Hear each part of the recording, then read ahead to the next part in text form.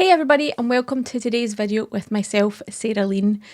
In this video, we're diving into the world of Kusto Query Language, also known as KQL. Whether you're working in security, IT operations, or data analytics, being able to query large data sets is such a valuable skill to have, and that's exactly where KQL can help. We're going to explore what KQL is, where it's used, and how its different components can help you get the most out of your data. So what exactly is KQL? Kusto Query Language was developed by Microsoft back in 2017 and it first appeared in Azure Data Explorer. It's a read-only language, which means it's only used for querying data, not modifying or deleting it.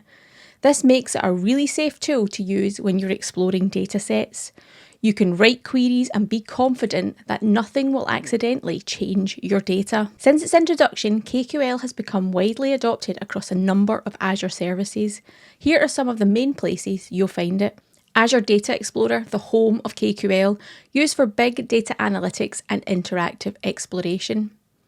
Azure Monitor, to keep tabs on the health and performance of your applications and infrastructure inside Azure. Log Analytics, which uses KQL to analyse logs and telemetry from multiple sources.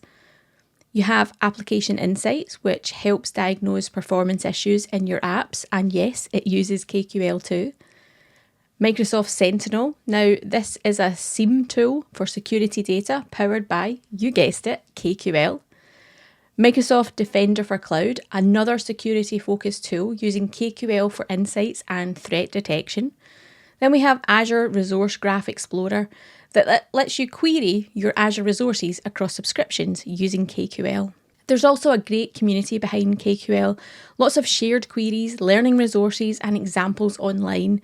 It's not just for data professionals, security analysts, IT operations folks, everybody can benefit from learning it. Now, if you're enjoying this video so far, make sure to hit that subscribe button so you don't miss out on more content like this, and give the video a thumbs up if you're finding it helpful.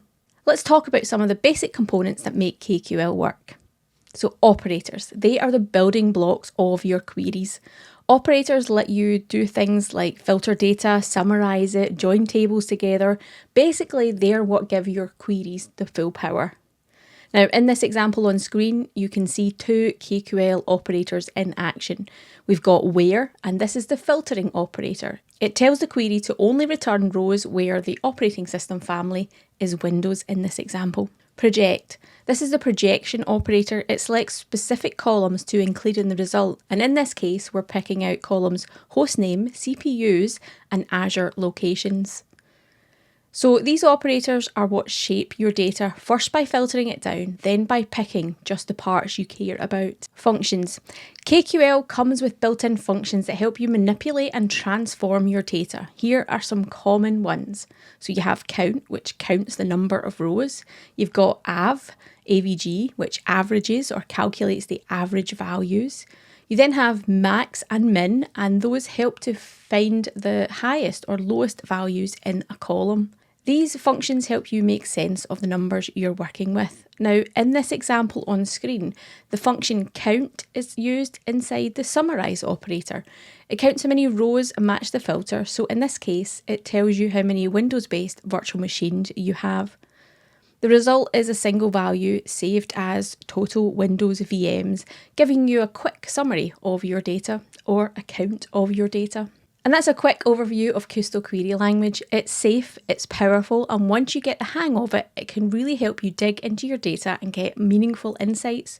Whether you're just starting or looking to sharpen your skills, KQL is definitely something worth adding to your toolbox. Thanks so much for watching. If you found this helpful, be sure to like, subscribe, and tap the notification bell so you don't miss any future videos, and I'll catch you in the next one.